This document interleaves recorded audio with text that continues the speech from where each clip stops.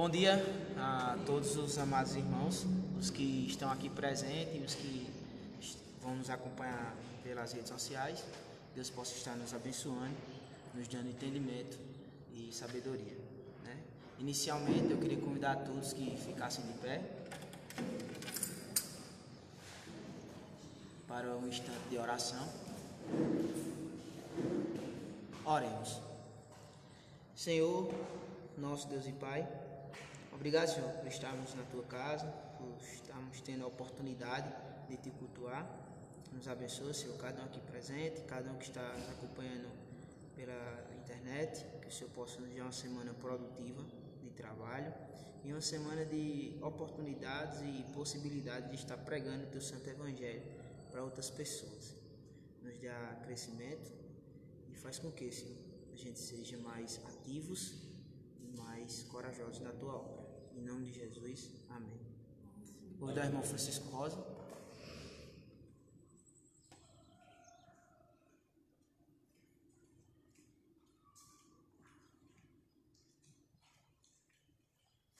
Saúde, amados irmãos, essa maravilhosa EBD com um bom dia.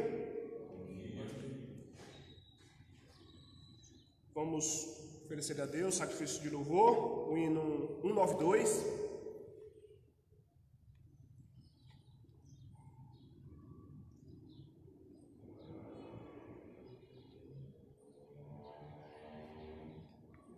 Amém? Louvemos. Cristo veio dos santos céus, veio do mal salvar-nos, dado foi pelo amor de Deus em nossa redenção. Por Jesus somente salvo está o crente, só por Jesus é que nós somos salvos, só por Jesus é que nós somos salvos. Oh, que graça nos revelou quando Ele veio ao mundo, compaixão sem igual mostrou a todo pecador. Sim, por sua morte temos vera sorte, só por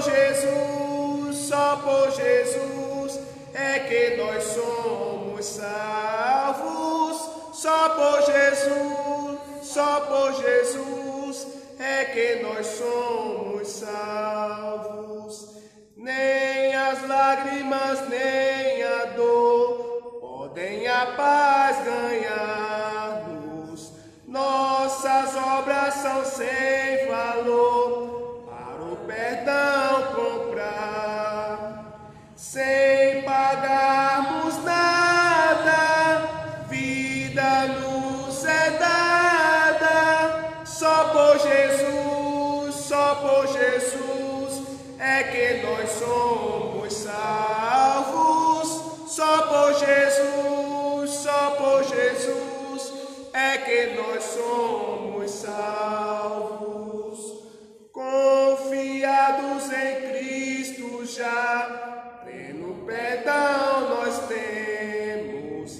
Fez no nosso faz Deus Jeová, filhos por adoção.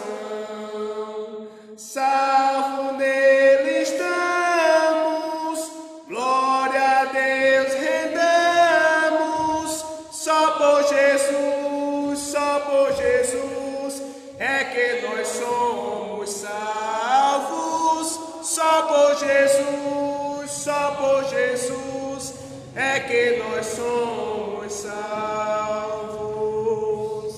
Amém, irmãos. Obrigado.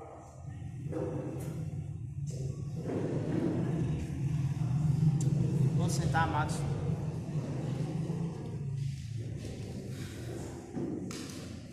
Pode sentar, amados irmãos.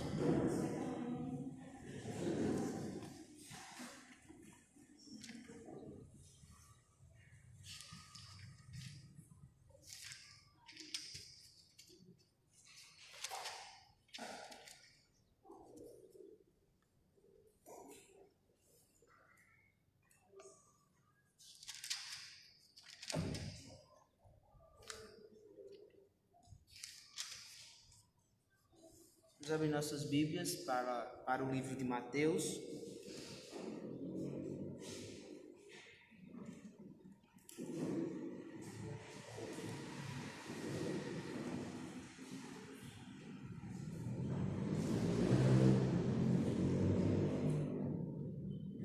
Capítulo 28,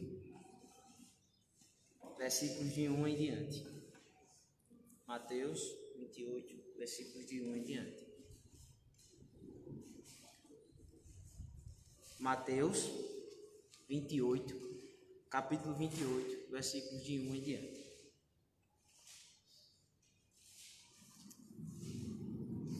Amém? Amém. Assim está dito na palavra de Deus. E no fim do sábado, quando já despontava o primeiro dia da semana, Maria Madalena e a outra Maria foram ver o sepulcro.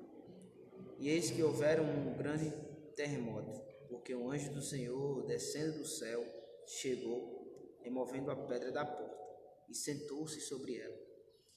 E o seu aspecto era como um relâmpago, e as suas vestes brancas como neve. E os guardas, com medo dele, ficaram muito assombrados e como mortos. Mas o anjo, respondendo, disse às mulheres: Não tenhais medo, pois eu sei que buscai a Jesus, que foi crucificado. E ele não está aqui, porque já ressuscitou, como havia dito. Vinde, vede o lugar onde o Senhor jazia. E depois, imediatamente, e dizia aos seus discípulos que já ressuscitou dentre os mortos. E eis que ele havia adiante de vós para a Galileia. Ali o vereis, e eis que eu vos tenho dito. E saindo elas apressadamente do sepulcro, com temor e grande alegria, correram e anunciaram aos seus discípulos. E indo elas a dar as novas aos seus discípulos, eis que Jesus lhes saía do encontro, dizendo: Eu vos saúdo. E elas, chegando, abraçaram os seus pés e o adoraram. Então Jesus disse-lhes: Não temais, ide dizer a meus irmãos que vão a Galileia, e lá me verão. E quando iam, eis que alguns da guarda, chegando à cidade, anunciaram aos principais sacerdotes todas as coisas que haviam acontecido. E congregados eles com os anciões, e tomando conselho entre si, deram muito dinheiro aos soldados, dizendo: Dizei, vieram de noite os seus discípulos, e dormindo nós o furtaram. E se isto chegar a ser ouvido pelo presidente, nós os persuadiremos, e vós poremos em segurança. E eles receberam dinheiro, fizeram como estavam instruídos, e foi divulgado este dito entre os judeus até o dia de hoje. E os 11 discípulos partiram para a Galileia, para o monte que Jesus lhes tinha designado. E quando viram, o adoraram, mas alguns duvidaram. E chegando Jesus, falou-lhes, dizendo: É-me dado todo o poder no céu e na terra. Portanto, ide e fazei discípulos de todas as nações, batizando-os em nome do Pai, e do Filho, e do Espírito Santo, ensinando-os a guardar todas as coisas que eu vos tenho mandado. E eis que eu estou convosco todos os dias, até a consumação do mundo. Amém. Vamos enfatizar o versículo 20, ensinando-os a guardar todas as coisas que eu vos tenho mandado. E eis que eu estou convosco todos os dias, até a consumação do mundo. Amém. Que Deus possa estar aplicando o texto lido em nossas mentes, possamos estar aplicando o texto lido em nossas mentes e em nossas vidas, e que Deus possa estar nos abençoando. Pastor Anísio.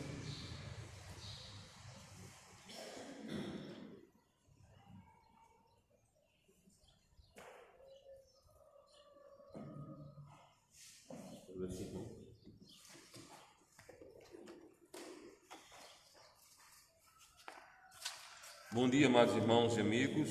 Bom dia àqueles que estão nos acompanhando pela internet. Que Deus esteja os abençoando e os fortalecendo na fé, no conhecimento do nosso Senhor e Salvador Jesus Cristo. Amém? Amados, nós vamos dar prosseguimento ao estudo do último domingo, Mas antes eu quero pedir aos amados irmãos que em vossas orações estejam incluindo o Lucas, filho do irmão Severino, que sofreu um acidente. Nós não temos detalhes, mas a comunicação que ele nos enviou por meio do grupo do WhatsApp da igreja, ele diz que estava um trauma. Então, que Deus esteja sendo o médico por excelência. Amém? Parece que foi um acidente de moto ou alguma coisa assim.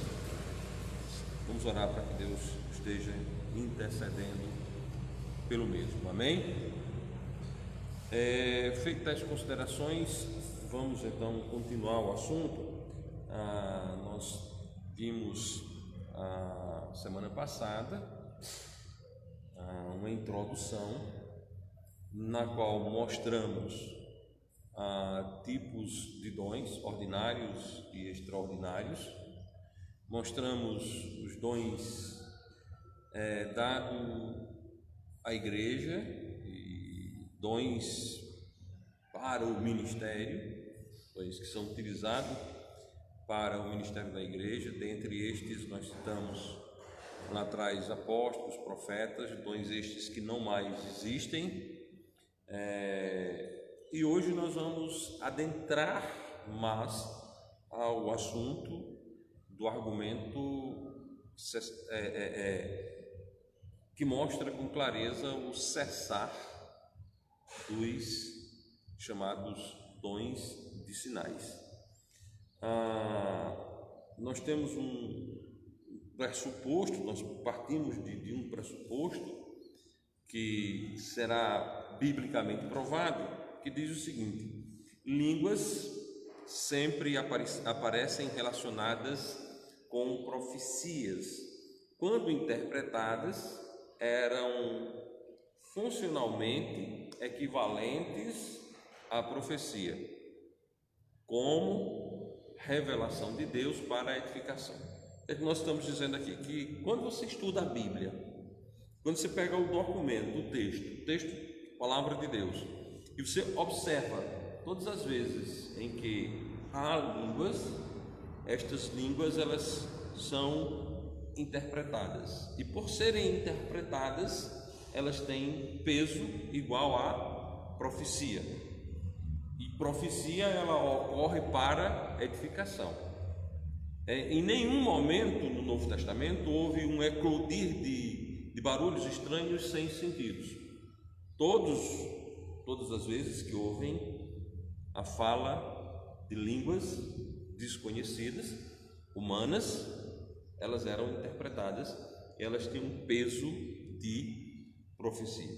Por isso que a regra era bem clara: se alguém fala a língua, haja intérprete. Sem intérprete, mesmo na época das igrejas neotestamentárias, ou seja, mesmo no primeiro século, sem intérprete não havia línguas. Então havia aqui um casamento perfeito: línguas com interpretação. Sem interpretação, o que tinha o dom de línguas ficava calado. Então existe uma interrelação, um interlaçamento entre línguas e profecia, ou vice-versa, entre profecias e línguas, dentro da estrutura do capítulo 14 de 1 aos Coríntios. É interessante que a turma que advogam a continuidade, os continuistas, eles dizem,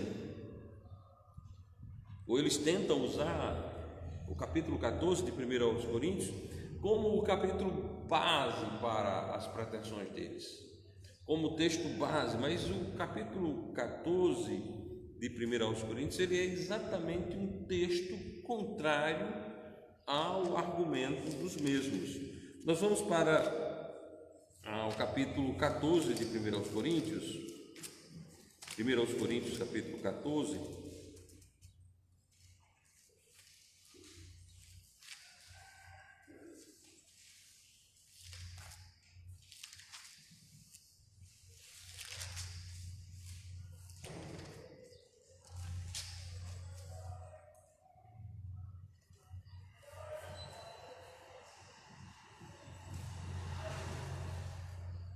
Eu acredito que todos vocês já leram a Epístola de Paulo aos Coríntios e, por ter lido a Epístola de Paulo aos Coríntios, já leram o capítulo 14 de 1 aos Coríntios.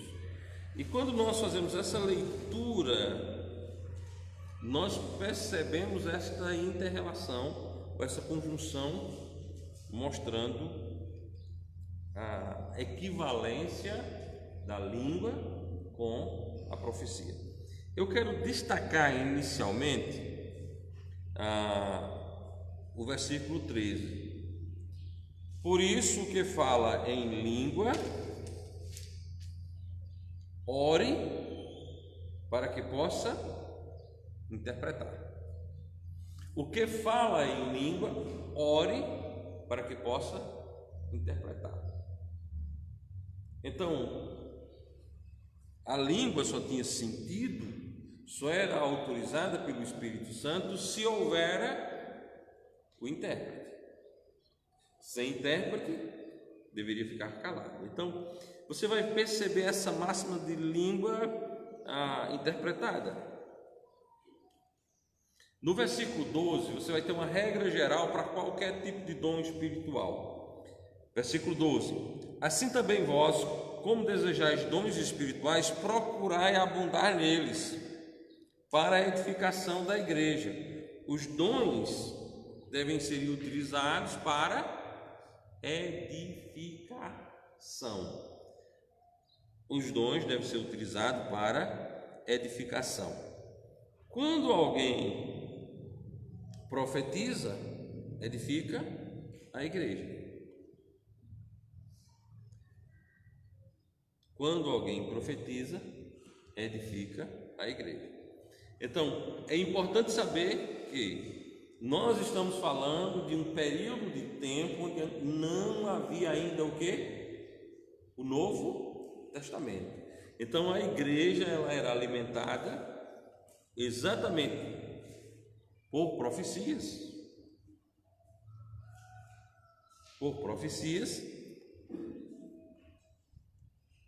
Por isso, esses dons eram necessários. Certo? Mas não vamos adiantar a conclusão. 1 aos Coríntios capítulo 12, versículo 10. 1 aos Coríntios 12, 10.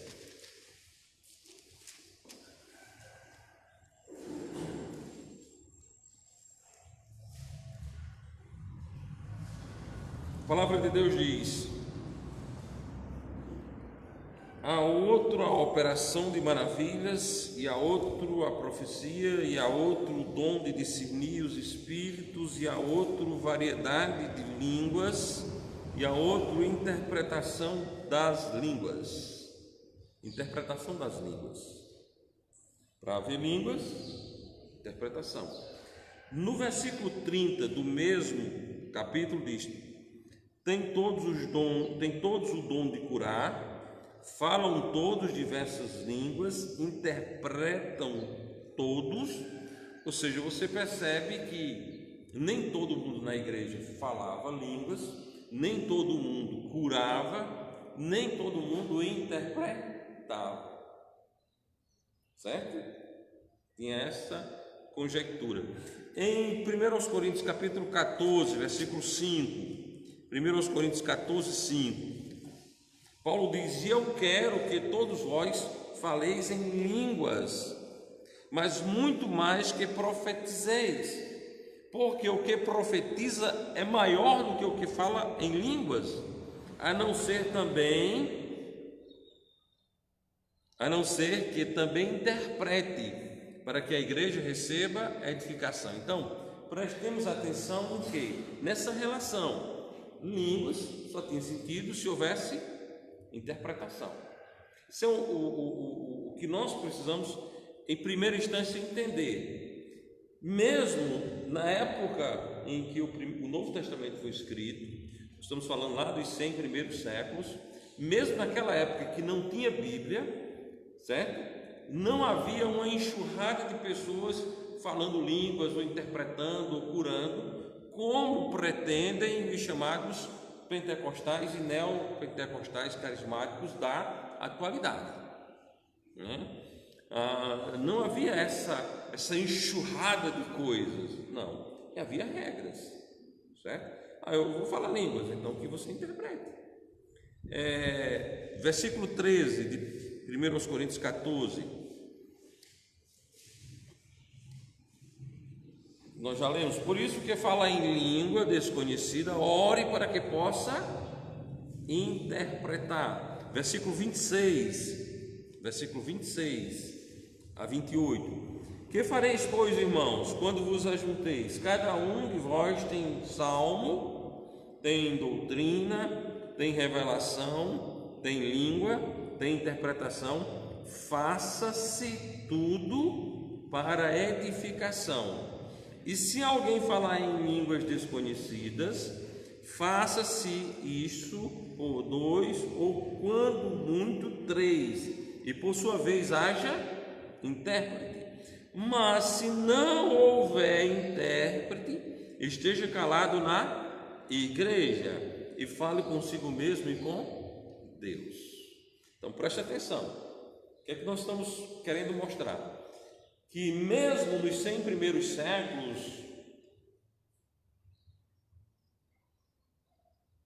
só era possível alguém falar línguas na igreja se houvesse alguém que interpretasse. Então, aqui nós podemos perceber que havia uma equivalência entre línguas e profecias. Por quê? Tudo que se faz na igreja, qual é o propósito? Nós estamos aqui hoje, qual é o propósito de nós estarmos aqui? Edificação.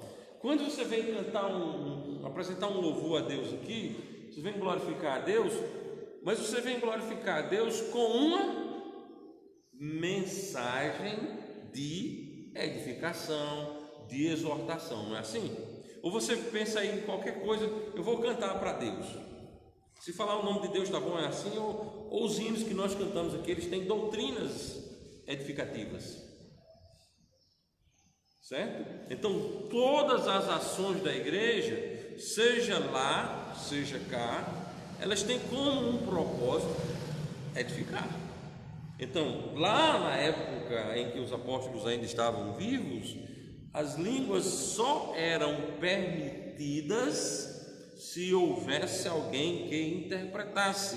Vejam, mas se não houver intérprete, esteja calado na igreja e fale consigo mesmo e com Deus.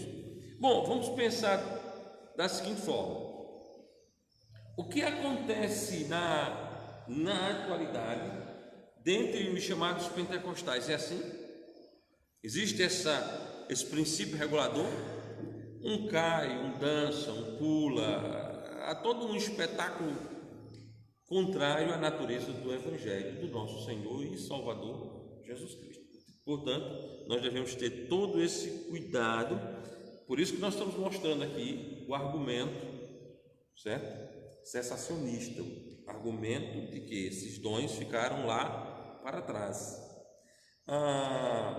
Conforme 1 Coríntios 14:5, e nós vamos rever 14:5, e eu quero que todos vós faleis em línguas, mas muito mais que profetizeis, porque o que profetiza é maior do que o que fala em línguas, a não ser que também interprete, para que a igreja receba edificação. Então, se não tem interpretação, a igreja não recebe edificação. Profetizar é maior que falar línguas. Profetizar é maior do que falar línguas. Agora, se houver intérprete das línguas, aí você vai ter uma equivalência dos dons. Ou seja, a profecia funcionava sozinha. Agora, as línguas só funcionavam com o intérprete. Então, não é você dizer palavras desconectadas, dizer, não, estou falando aqui a língua dos anjos. Bom, nós trabalhamos por evidências. A Bíblia deve ser estudada por evidências. Aí eu falo a língua dos anjos. Quem falou com Maria? Quem falou com Maria? Um anjo. O anjo falou com Maria, em que língua? Aramaico, o hebraico, o grego. Ou seja, podemos dizer que o anjo falou a língua da feira, que Maria compreendeu. Todas as vezes que você encontra um anjo falando na Bíblia, o anjo fala a língua do homem a quem ele está falando, nunca ao contrário. Não há uma elevação, os homens estão falando a língua dos anjos, não. Os anjos que foram mensageiros, esses mensageiros falaram a língua do povo e não o povo falou a língua dos anjos, certo? Esse é um argumento falacioso, é um argumento do qual você tira um texto do contexto para tentar basear um argumento, mas esse argumento não tem base nas Escrituras, certo?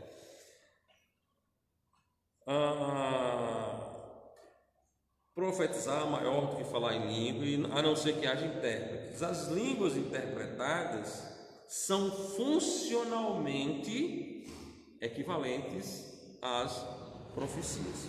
Funcionalmente, ou seja, vai funcionar como? Porque houve edificação.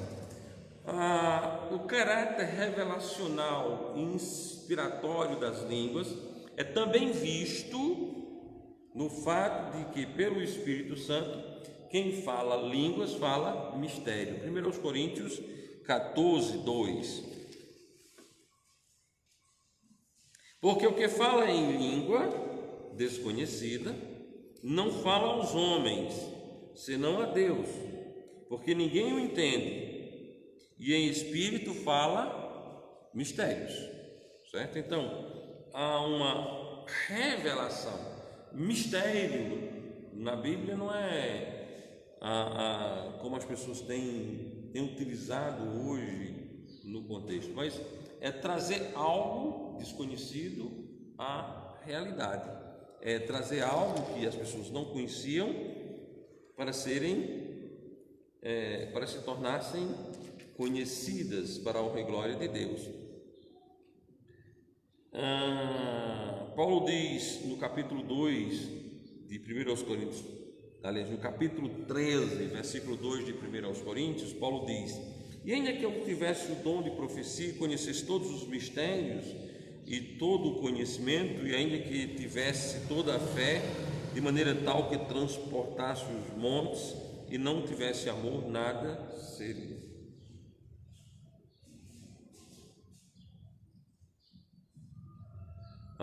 Então, quando Paulo fala em mistério, se você observar em toda a literatura do Novo Testamento, mistério é trazer algo que estava oculto para o conhecimento.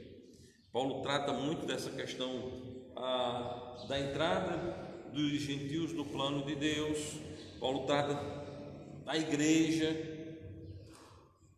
como essa revelação que foi dada por Deus nesse período. Então, o que fala em línguas, ele está falando do mistério, ou seja, ele está trazendo algo desconhecido ao conhecimento, mas que para que isso seja funcional, é necessário o quê? Que haja o intérprete. Vamos dar só um exemplo bem simplório de ser entendido. Digamos que nós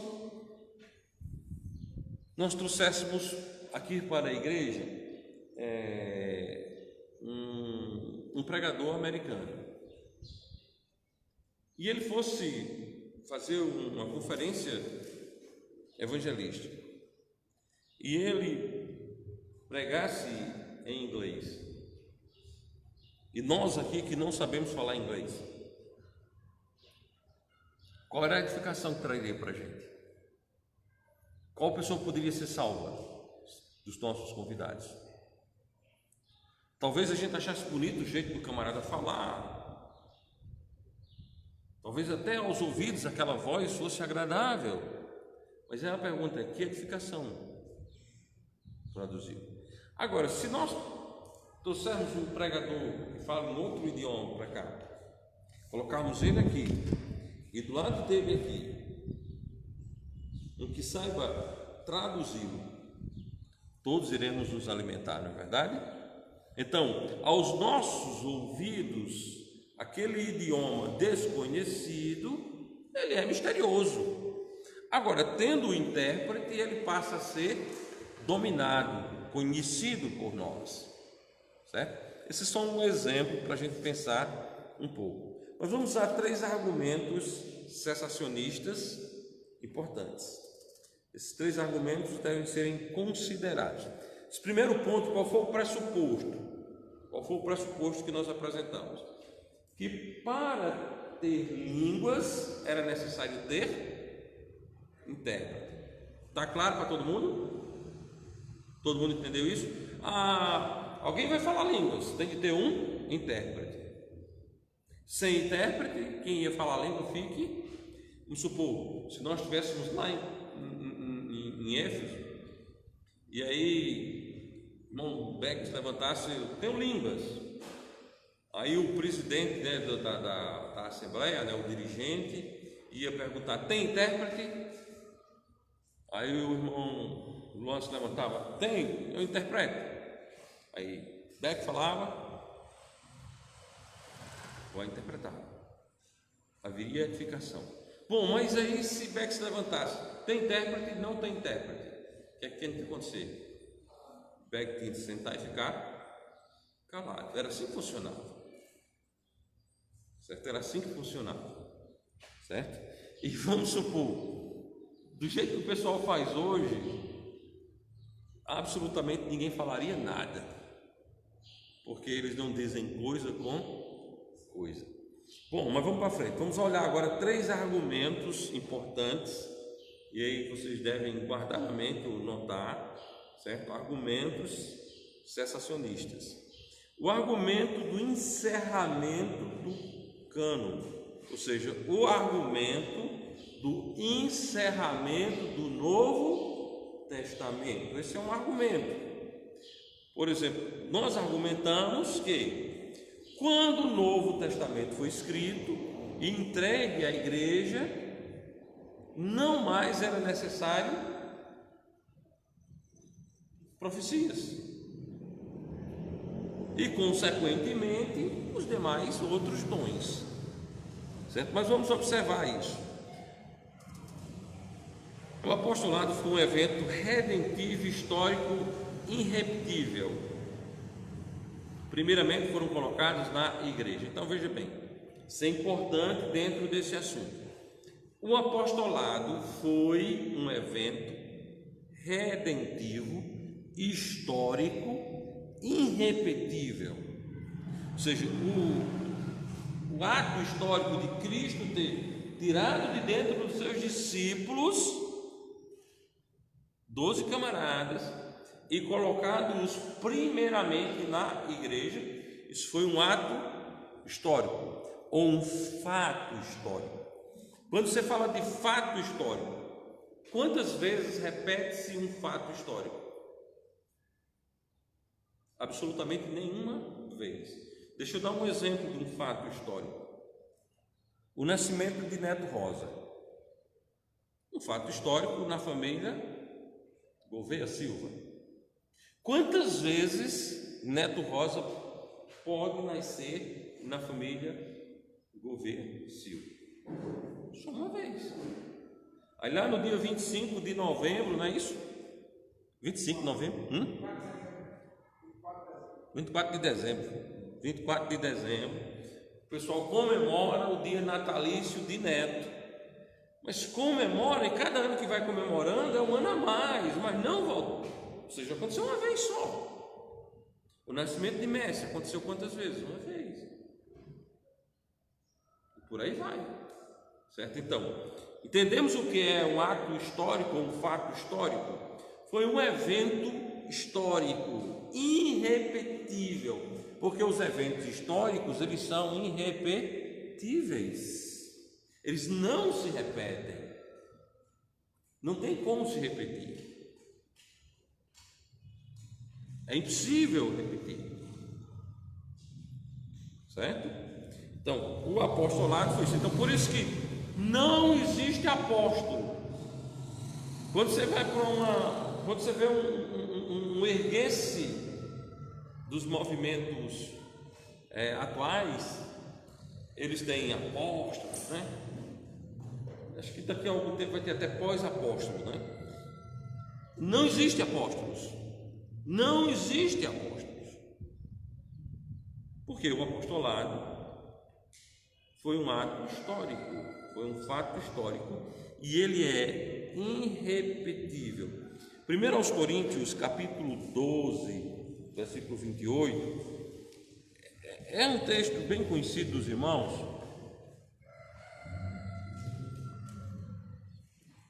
que diz o seguinte: há uns, pois, Deus na igreja, primeiramente apóstolos. Os apóstolos foram colocados primeiramente na igreja. Quando foi isso? Os irmãos sabem. A palavra de Deus declara. A palavra de Deus não nos deixa órfãos desta informação. A palavra do nosso Deus, com muita clareza, nos diz quando e onde aconteceu, para a honra e glória tão somente de Deus. Na Lucas capítulo 6, versículos 12 e 13, nós podemos ler o nome deles todos aqui, mas vamos ler só os dois versículos principais nesse contexto. E aconteceu que naqueles dias saiu ao monte a orar e passou a noite em oração. E quando já era dia, chamou a si os seus discípulos, convocou uma assembleia, chamou a si os seus discípulos e escolheu 12 deles, a quem também deu o nome de apóstolos. Lucas capítulo 6, versículo 12 e 13. E quando já era dia, chamou a si os seus discípulos e escolheu 12 deles, a quem também deu o nome de apóstolos. Chamou os discípulos, fulano, separou para cá, pronto, apóstolos. Primeiro ele colocou na igreja os apóstolos. Isso é muito claro. Então, quando nós falamos, irmãos, de um ato histórico, nós precisamos entender o seguinte: é algo que aconteceu uma vez. Em 1982, meu pai morreu, foi sepultado. Quantas vezes eu mais sepultei meu pai? Nenhuma vez. Nenhuma vez. Posteriormente foi feito um túmulo. Não foi mais sepultado, já estava sepultado. É importante entendermos isso. Do mesmo modo que a morte, o sepultamento, a ressurreição de Jesus, certo? Foram feitos de uma vez para sempre. O anúncio da redenção não pode ser separado da própria história da redenção. Todas as vezes que você for falar de Jesus como Salvador, você tem que dizer que Jesus veio uma vez, que Jesus morreu uma vez, que Jesus ressuscitou uma vez. Isso chama-se fato histórico. Isso chama-se fato histórico.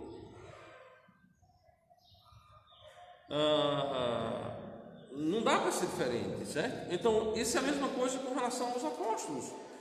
O apostolado foi encerrado depois do chamado de Paulo, uma vez que ele estabelece que Cristo apareceu-lhe o último de todos. 1 Coríntios 15, 8, Paulo fala sobre isso. Quando Paulo foi colocado lá dentre os apóstolos, ele diz: e por derradeiro de todos me apareceu também a mim, como um nascido fora de tempo. Certo? Então, derradeiro. Nós temos aqui duas palavras interessantes: primeiramente, e derradeiro. Certo? O último apóstolo que Deus colocou foi Paulo. Derradeiro.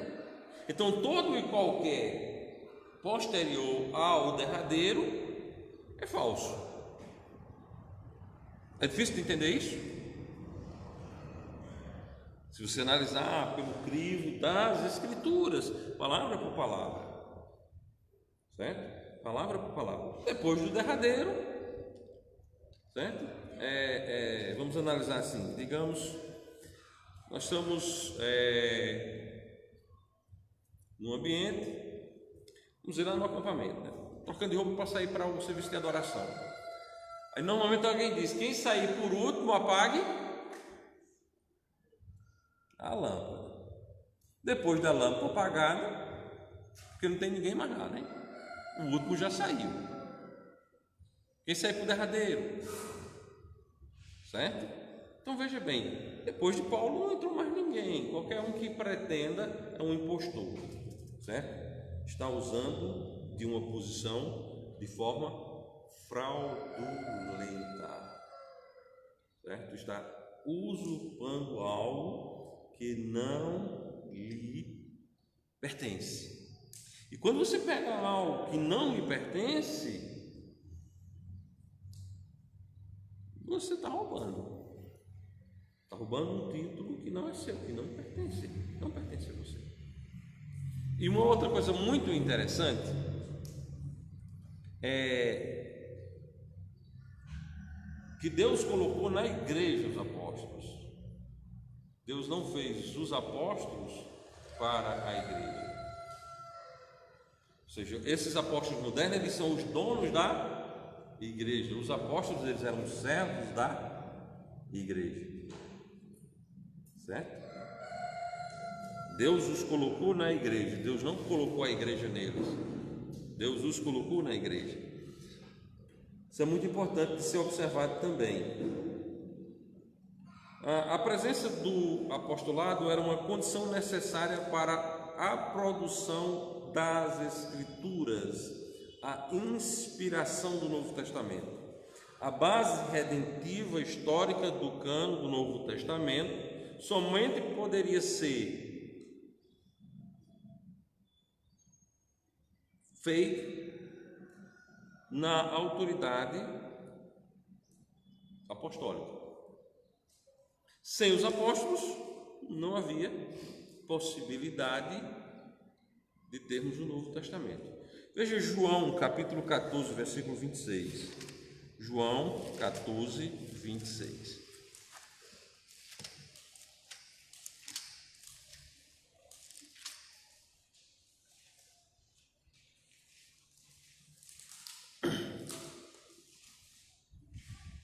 E preste atenção aqui em Cristo está prometendo isso.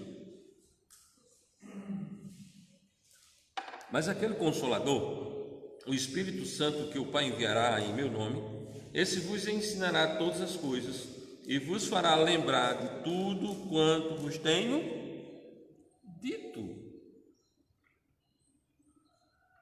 Certo? Então, aqui nós temos a autoridade do Novo Testamento. Quando havia, por exemplo, quando você observa lá o deslocamento, a movimentação de pessoas em Atos dos Apóstolos. Atos dos Apóstolos é um livro muito importante para você observar a movimentação das igrejas de Cristo ali.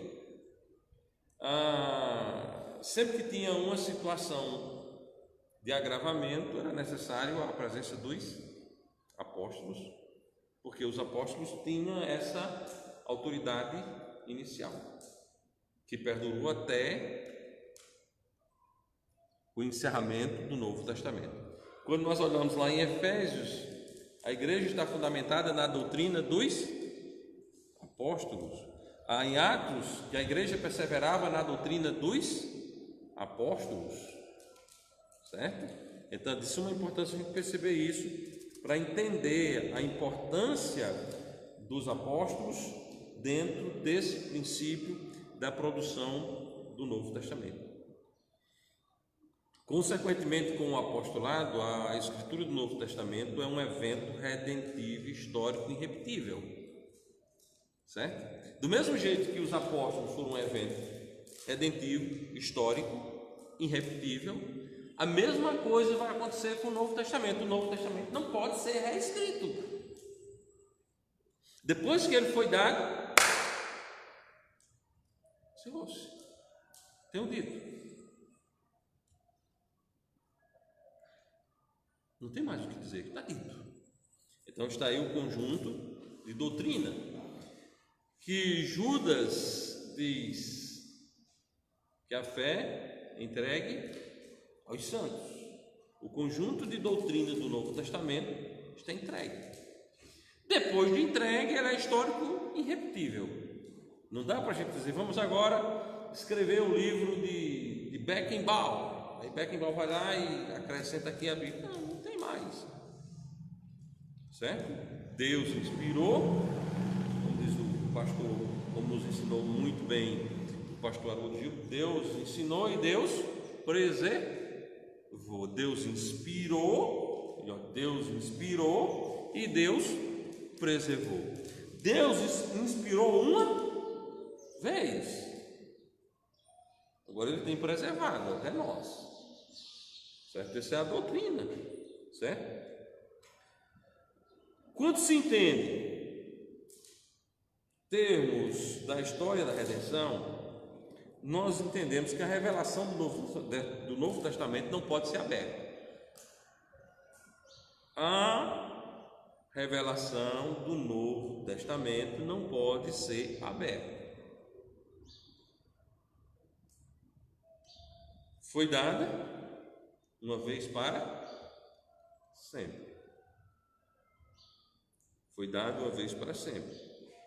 Por exemplo, o irmão Iago leu e destacou algo muito interessante que Cristo disse à sua igreja, aos apóstolos ali, reunidos como igreja, que eles deviam ensinar o quê? Todas as coisas que Cristo os havia mandado.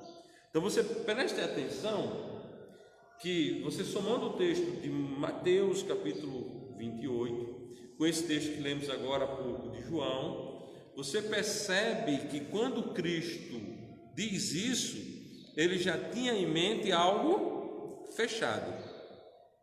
As sãs palavras do nosso Senhor Jesus Cristo, ou seja, o conjunto dessa doutrina, certo? Então, mesmo antes de ser inscrito, Deus, na pessoa bendita de Cristo, já revelara que era um conjunto fechado. Que conjunto fechado? As coisas que Jesus ensinou, que Paulo as chama em Timóteo as sãs palavras do nosso Senhor Jesus Cristo, que nós encontramos na Bíblia, Cristo dizendo que a minha doutrina não é minha, mas daquele que me enviou. Então, percebe-se que nós temos aí uma preparação. O próprio Cristo prepara aqueles homens para tratar de algo fechado. O que é esse algo fechado? A sua doutrina. Então, o Novo Testamento não é algo aberto. O cânon do Novo Testamento é de natureza fechada, certo? O Novo Testamento permanece final. O que é isso? Ou seja, finalizou. Não tem mais o que dizer. Está dito. A natureza fechada do cânon do Novo Testamento permanece no final das contas de significância definitiva de uma vez por todas, na própria história da redenção apresentada pelos testemunhas dos apóstolos, que é esse exemplo que eu dei agora há pouco. Então, se você tem apóstolos, ato redentivo histórico, irrepetível,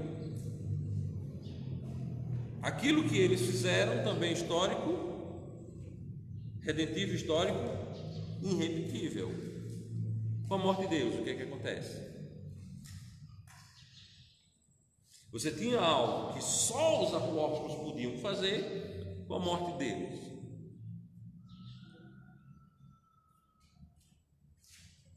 Com a morte dos escritores do Novo Testamento, nada mais pode ser feito, já foi feito. esse é um crivo de suma importância. Para que profecias, incluindo línguas, pudessem continuar na geração subsequente, pós-apostólica da igreja, ou das igrejas, melhor dizendo, para além do período funcional, teria que necessariamente criar tensões com caráter fechado, finalizado do cânon do Novo Testamento.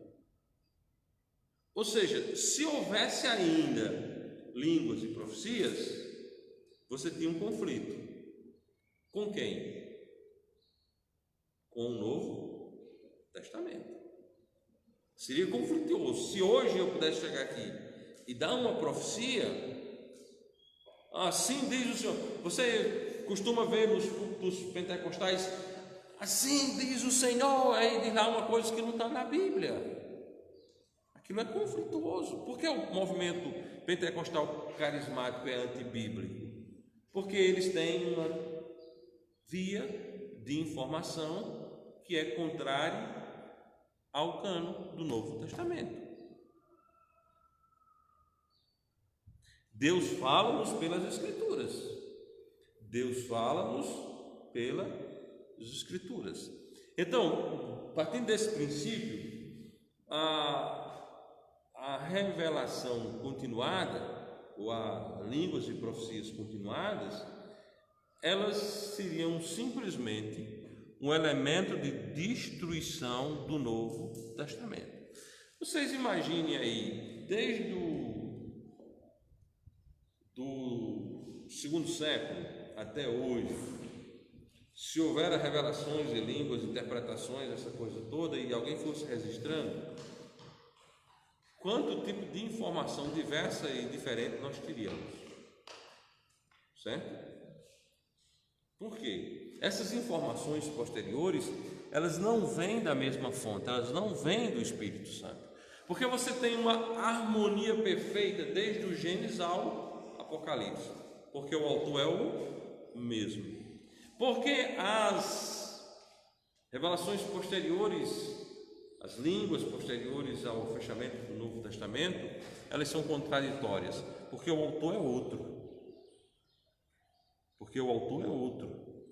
O autor desse movimento, ele leva a uma concreta contradição e choque com as doutrinas do Novo Testamento.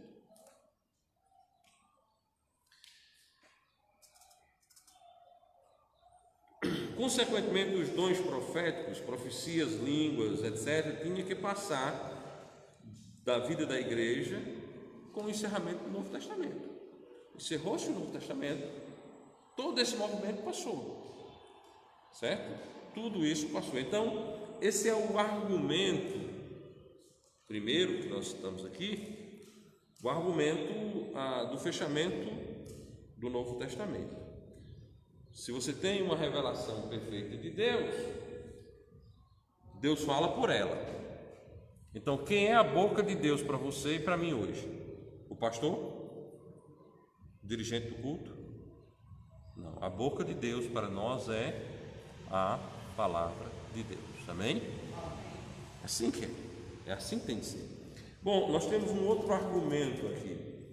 O argumento de Efésios capítulo 2, versículo 20. Efésios 2, 20.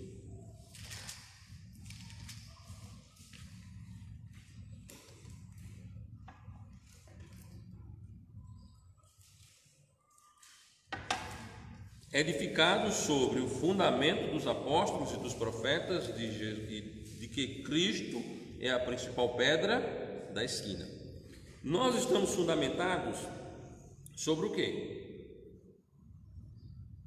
Edificados sobre o fundamento dos apóstolos e dos profetas. Então, aquela igreja ali em Éfeso, ela estava fundamentada sobre a posição dos apóstolos e dos profetas. Quem falara a ela foram os apóstolos e profetas, certo?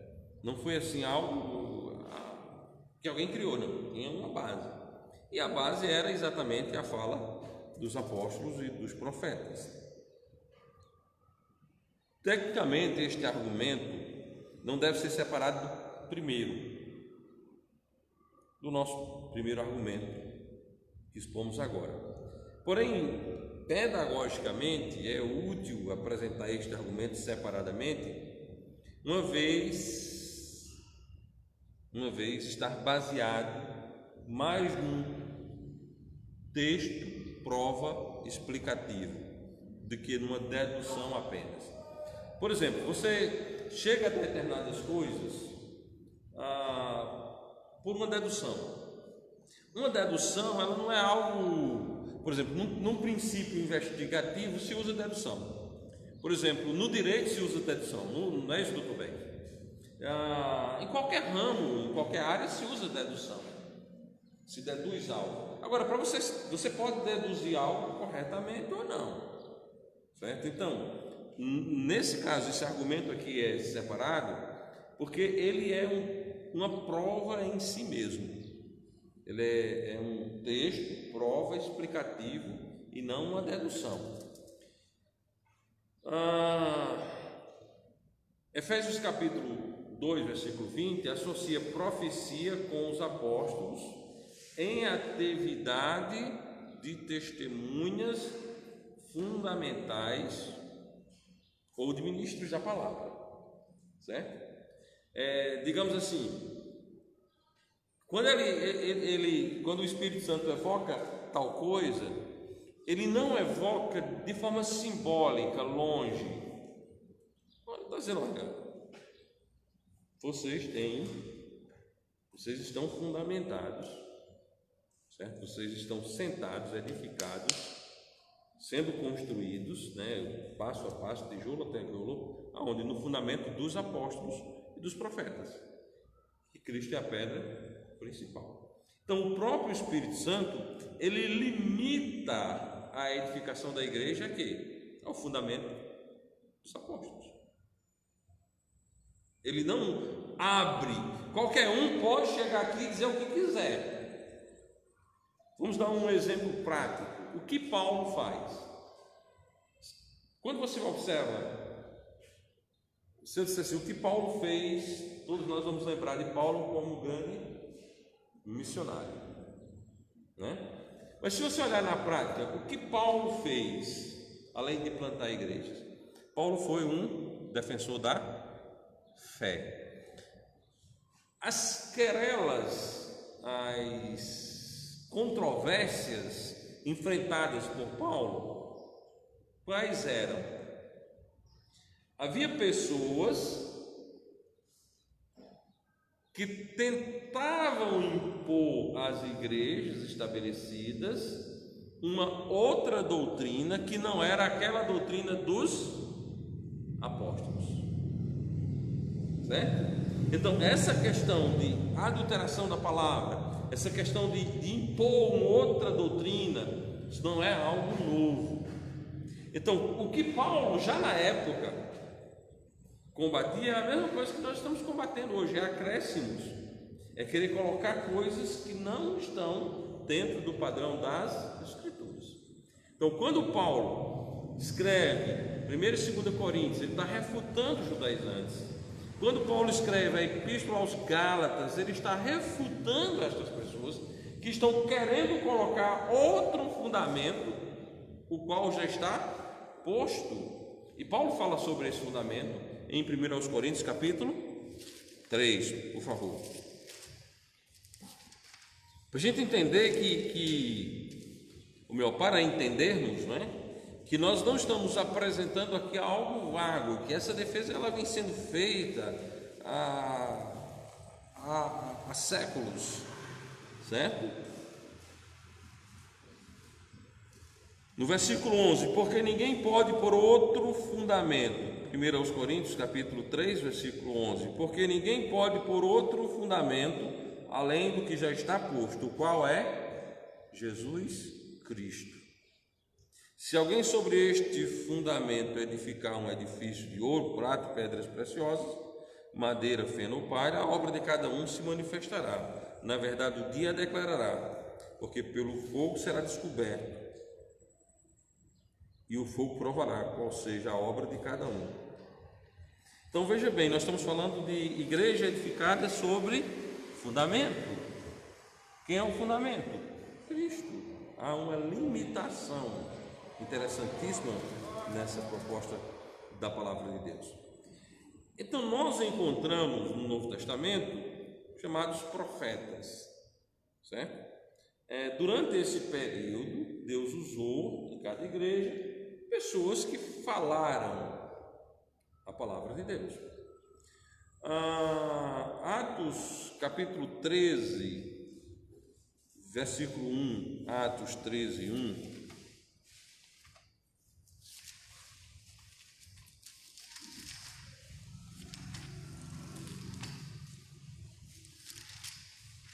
Atos dos Apóstolos, capítulo 13.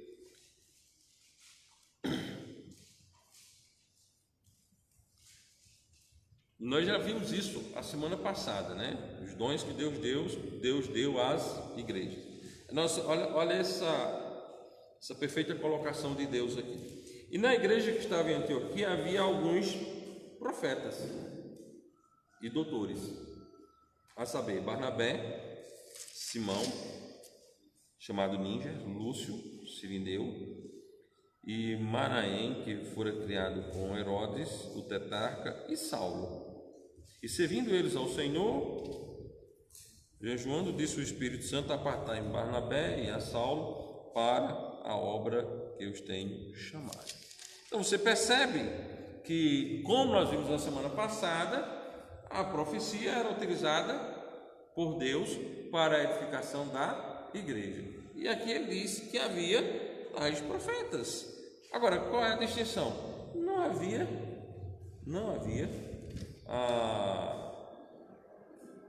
Novo Testamento escrito ainda. Não havia ainda o Novo Testamento sido escrito. Então é importante esse destaque para a honra e glória do nosso bom Deus. Há mais um exemplo de um desses profetas durante o Novo Testamento, coisa que nós não vamos ver depois da escrita do mesmo, Atos capítulo 21,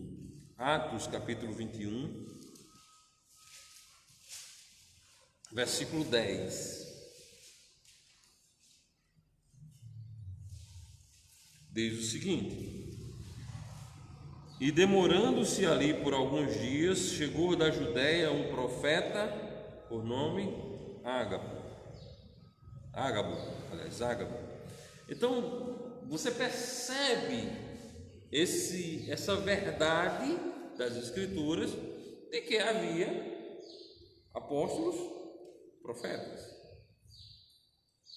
né? Tudo como está revelado, certo? Deus deu esses determinados dons de ministério, e esses dons eles deixaram de existir com o fechamento do Novo Testamento. 1 aos Coríntios capítulo 12, versículo 28, 12:28, diz assim a palavra de Deus: a um expôs Deus na igreja, primeiramente apóstolos, e em segundo lugar profetas, e em terceiro lugar doutores. Acabamos de ver isso lá em Antioquia.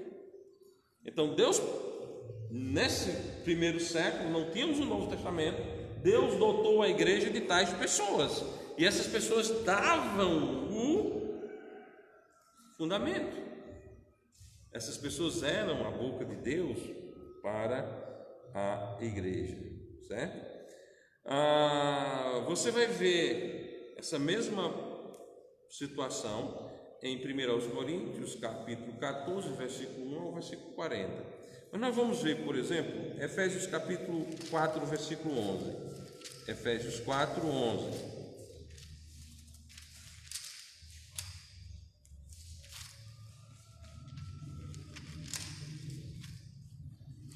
A palavra de Deus diz: e ele mesmo deu uns para apóstolos, outros para profetas, outros para evangelistas e outros para pastores e doutores. Então, todos esses dons, eles foram amplamente utilizados durante o primeiro século. Não havia Novo Testamento. Então, Deus sustentou a igreja usando estes dons ministeriais, certo? Ninguém nega isso. Agora, esses homens não conversavam besteira, esses homens não exploravam o povo, esses homens não organizaram megas denominações, todos eles trabalharam com a igreja de Cristo, de doutrina batista, local e visível, certo? Ninguém desses dava profetada. Pode ler. Você encontra sempre esse fato para a honra e glória de Deus. Efésios 3:5 diz o seguinte: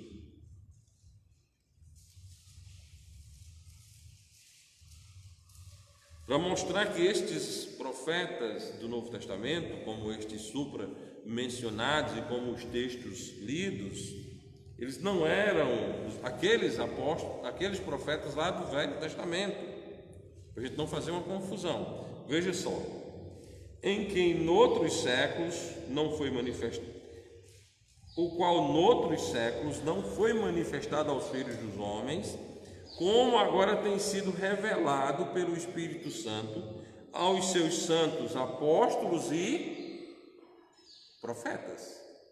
Então, agora foi dada essa revelação, Novo Testamento, pelos seus santos apóstolos e profetas. Certo? É muito importante se destacarmos isso para a honra e glória do nosso Deus. Bom, línguas estão ligadas a profecias e se mantêm, por assim dizer, na sombra.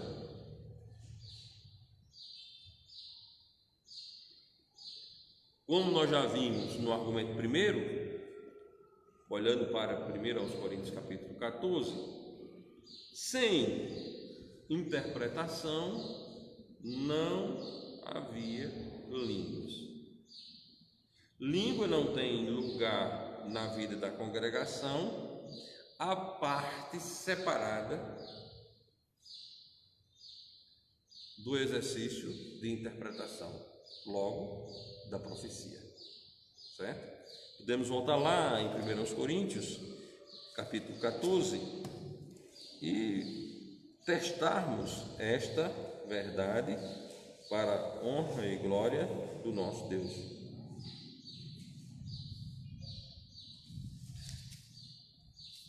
Versículo 12: por isso que fala em língua desconhecida, ore para que possa interpretar. Ore para que possa interpretar. Então, sem interpretação, não há língua.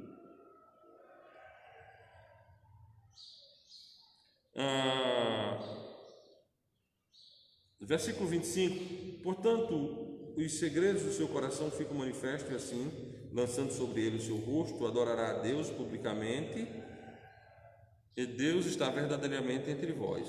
Que fareis, pois, irmãos? Quando vos ajunteis, cada um de vós tem salmo, tem doutrina, tem revelação, tem língua, tem interpretação, faça-se tudo para a edificação.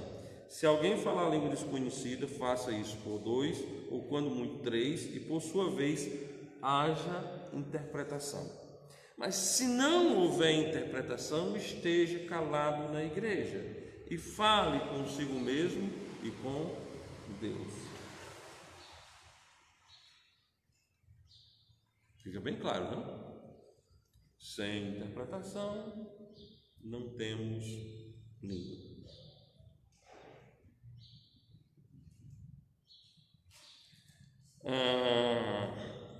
Em Efésios capítulo 2, versículo 20, não encontramos língua, certo? Mas encontramos profecia, encontramos os profetas, certo? Encontramos ali os profetas. É inerente à analogia da fundação E a ideia de que uma vez que o fundamento foi lançado, todo o trabalho que resta é edificar sobre o fundamento. Preste atenção nesse texto, é inerente à analogia da fundação. Certo? Nós fizemos os buracos aqui, lembra, Neto? Depois de posto a fundação, se trabalha sobre a fundação e não se coloca uma outra fundação no lugar, não é assim? Então, quando nós olhamos para a ideia da fundação, que uma vez foi posto o fundamento, todo o restante é edificar sobre o fundamento. Quando Paulo identifica os apóstolos e afirma desse modo seu papel original, não é perpétuo. O papel do apóstolo não é perpétuo. Agora, o papel do fundamento é eterno. Eu me refiro a 1 aos Coríntios, capítulo 3, por favor. 1 aos Coríntios 3.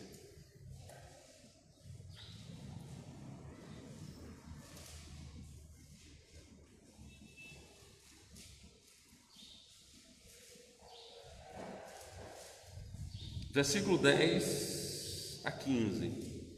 Segundo a graça de Deus que me foi dada, pus eu, como sábio arquiteto, o fundamento, e outro edifica sobre ele, mas veja cada um como edifica sobre ele.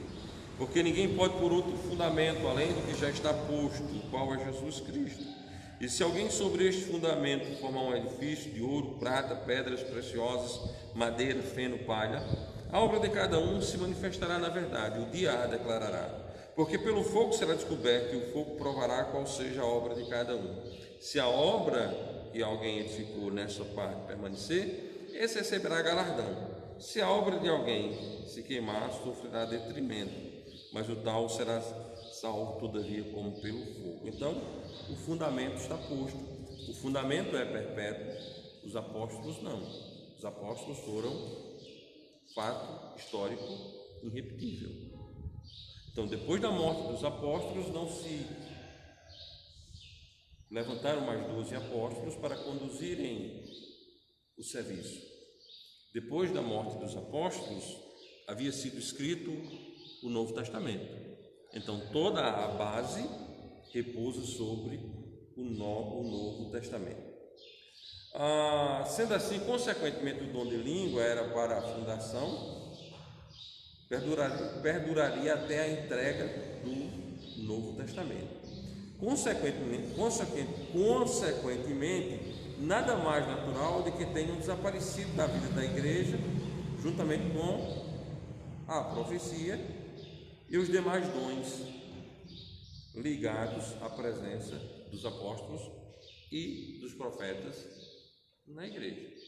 Nós citamos nomes de alguns apóstolos, de alguns profetas durante essa manhã. Citamos. Aqueles profetas morreram.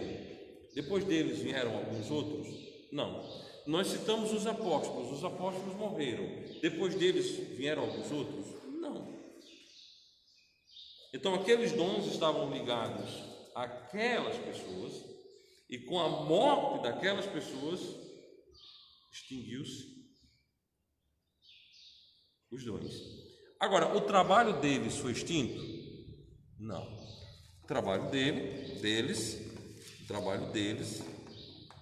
está aqui, palavra de Deus. E o trabalho deles está aqui, a igreja de Deus. Então, o trabalho realizado por eles permanece. Os dons que foram dados a eles geraram um Novo Testamento e edificaram a igreja de Cristo. O Novo Testamento está aqui, a igreja de Cristo está aqui.